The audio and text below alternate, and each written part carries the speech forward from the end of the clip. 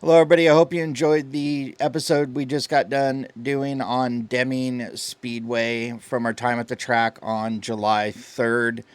Now, here is the rest of the Caleb Hart interview that we had in the broadcast booth at Deming Speedway that night. We're going to be picking the interview up about 25% of the way through. Like I said in our podcast, it was an impromptu, and it was in a crude fashion. We had to do it on the phone. So we're picking it up about 25% into the interview. But here it is, and I hope you enjoy it.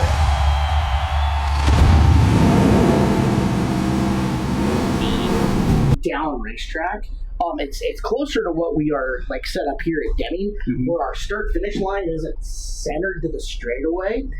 And our tower isn't centered to the straightaway either. So you're actually more coming out of turn number 4, where difference between there and here being here you're still over the flag stand and over what they consider the start finish line. At Skagit, the start finish line's another, you're off center for 100 feet down that way, and it's awkward from the way that it used to be. Plus, so really nice units. The ACs are in the back, and then the rooms are partitioned off. That's so, nice. Well, yes and no. Being as it faces west, the windows are just magnifying glasses all night. So visually, you're looking into the sun all night. The heat's magnifying off the sun all night. What I imagine like with Dirt Cup, because it was hot, a bit of a struggle, isn't it? It's usually a 5-pound sweat loss weekend. So when that happens. But that too, with them being partitioned off, the air conditioners are in the back. So you've got to get that cold air funneled into the room, in through a doorway, and then in and out, so it circulates, and it's just not hot air that's sitting in there. I feel that right here. Yeah, here, no problem. There's nothing blocking it, right? So I'm curious, if anybody doesn't know who I'm talking to, this is the voice of Skagit Speedway as well as Deming Speedway. It's Caleb. I'm curious, how do you manage everything? I mean, you're a busy guy. You're announcing at Skagit. You're obviously here. You've been out to the Chili Bowl to do the TV there. How do you keep it all together? I'm curious. Well, Sundays are a very important day in my world. Okay. On Sunday, I do nothing. And that is probably the most important thing that I have found for myself, is to absolutely take a day and be selfish with it. Sure. Like, I don't watch racing on Sundays. I don't talk to my racing friends, not on purpose. I still like them. But it's like, you have to find a way to disconnect from the whole thing. Otherwise, because I work in it. You go crazy. Like. Yeah, well, my day job's working for Joe's Racing Products. So I'm selling race car parts and talking racing 40 hours a week on top of that. What I've said, it's really important to. In my early 20s, I took everything extremely seriously. I took a lot of stress on through the whole thing.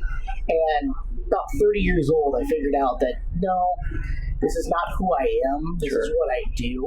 And it's very important for me to have... It's a hard thing to distinguish, because especially when you're younger, it is. It becomes your identity for a bit. And it can go away. Yeah. Right? It can go away like this. And about that same time, I had a problem with one of my eyes. Like, I was faced with the possibility that, like, I may not be able to see forever.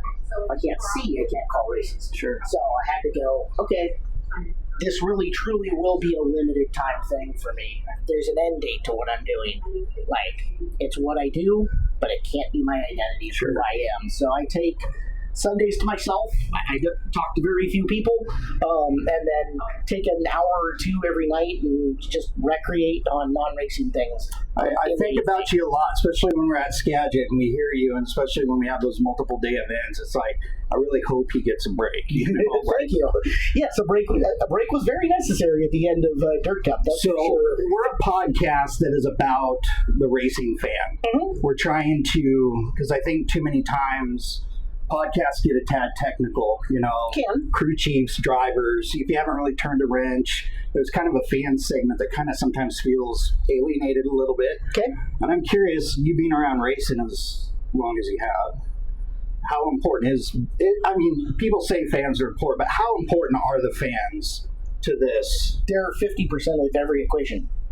And You could say more or less, but it really does work in conjunction on the administrative side of auto racing. Racetracks that promote events with no fans in the stands go broke. Sure. And especially on the short track level, if we didn't have people buying tickets, we wouldn't have events to put on. If we didn't have events to put on, fans wouldn't have something to buy a ticket for. So there's a balance there. And promoters are in a very interesting spot. Promoters and racetrack management. It's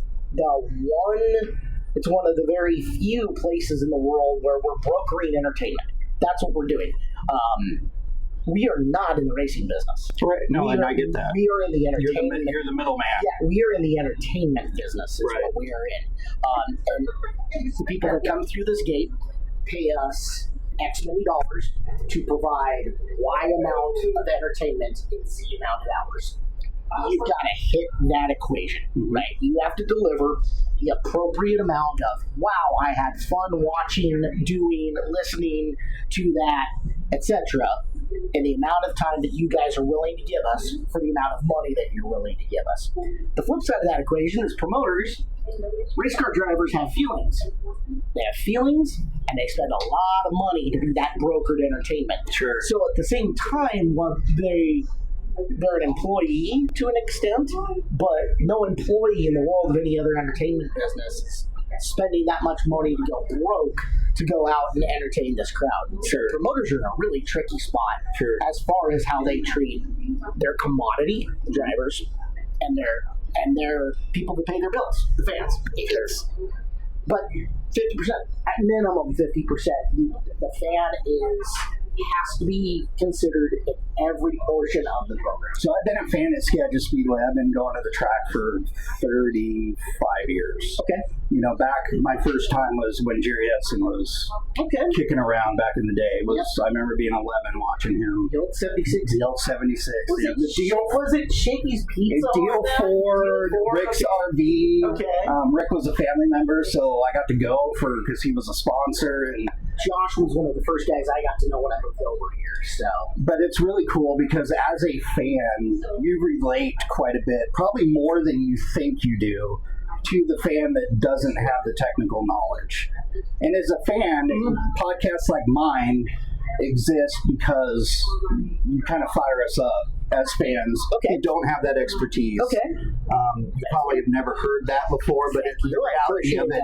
There's a small segment of us, but you know, the way you relate to what happens technical wise to the fan makes us excited to be fans. Good. And one of the reasons we started this podcast, to be honest with you. Cool. Well, thank you. I don't want to take up too much more of your time because you got to get ready to call a race. I do want to ask you one question. Sure. And we did this question of the day of our episode the other day, and it's going to fire some people up. Okay. But is dirt track racing the ultimate form of motorsport? I would love to hear your take on that.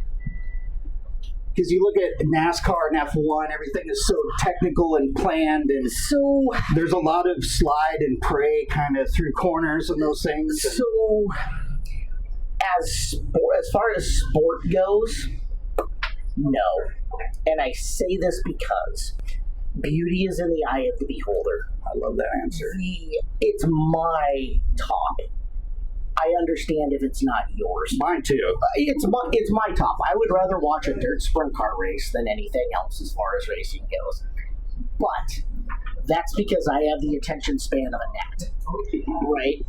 And Chase, my co-announcer up here with Demi, who's here with us at the moment, he's heard me say this and talking to him and talking to other announcers and talking to other people within the industry a billion times. Our attention spans are not getting longer. They're getting shorter and shorter and shorter. We're in the TikTok generation now where 15 seconds of content is enough content, right? Your podcast is on TikTok. I've seen the highlights of it, right? That's a 15, 30, that's a quick little burst of stuff, right? That's how I watch races now. Anything beyond half an hour, and I'm ready to do something else. And now I can watch a different race back to back to back to back to back for a long period of time. Your Tulsa shootout days, right? Sure, yeah, but absolutely. Different drivers, sometimes different divisions, etc. I'm getting that variety that I need. That's how I consume entertainment. I'm not watching 4-hour-long movies. I'm not binging entire seasons of a show, even though that kind of turns over and again. I watch a little burst, a little burst, a little burst. So while that's how I consume entertainment, that may not be how everybody consumes entertainment. Sure. Some people like to watch 600 laps of NASCAR on a 2/3 mile track in which nothing changes and nothing matters till the end. Can you tell I'm a little biased? But some people do enjoy that. Sure.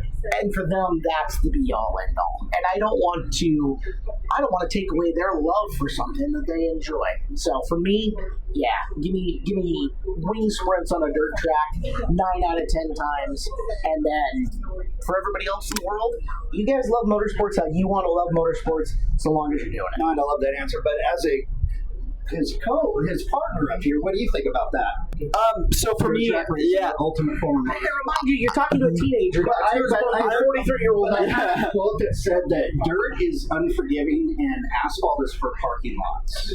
I've grown up watching F1, GT3, kind of all the stuff around the Europe scene of asphalt. I've gotten into dirt racing. I grew up watching Skagit, took a long break, and then I came back up. And it's different. Like, dirt racing is way more exciting in a way. You see, you have the big F1 races where there's 53 laps, 70 laps in a race, and there's not much changing. NASCAR, like what Kaleb said, it's not really, you watch till the end. You watch for that excitement moment. But for dirt racing, you always have that. There's always cars moving around, slide jobs. Oh, yeah. Always moves. I've seen, if I had the opportunity to do dirt racing announcing or a asphalt race, I would choose dirt racing 9 times out of 10 because of just how exciting it gets, just how, the adrenaline rush. I say that as an announcer and not a driver. I get an adrenaline rush when, they're making those crazy moves, and that's the joy of it. I think for dirt racing, for me, it's up there.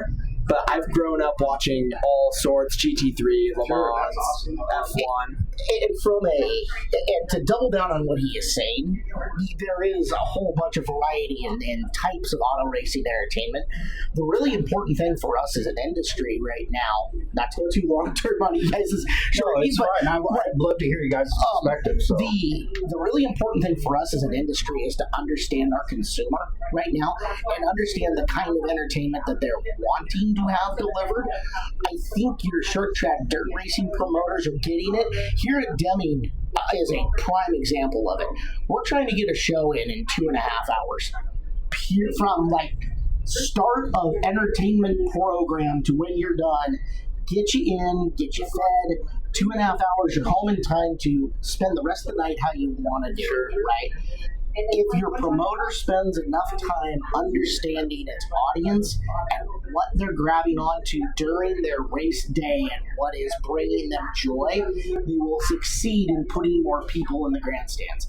The promoters that are not paying attention to how long their day is, how long the gaps in between the events within the day are going, what they're doing within those events themselves, and the amount of money that they're charging for the ticket to have that long. You could have the cheapest ticket in the world to go watch auto racing, but if it takes you 8 hours to get through 5 divisions of action, where's the entertainment value in that for me? At that point in time, you're almost holding your fans hostage, right? I want to see what happens in the end, but you've got to go through 4 different support divisions and your 4-cylinder class that you're giving a 50-lap race to that are doing 40-second laps that night.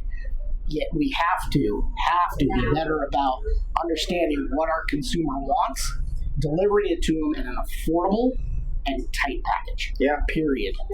Well, and I like the fact that a lot of people, they see the product on the track, but they don't quite understand what goes on behind the scenes, what it takes to put on a race like that. The drivers are the nice, big, shiny little, medallion, right? Everybody fawns over them, but it's hundreds of people that put this on and have to do this. It's crazy. We are in charge of creating heroes and villains up here in the announce stand. Somebody to root for or root against. Somebody that goes, I want to spend my $20 to see how he does. I want to see him win, or I want to see him lose. Sure. Whatever it is, if we can create a rooting interest, you buy a ticket and you come back to see what happens to that.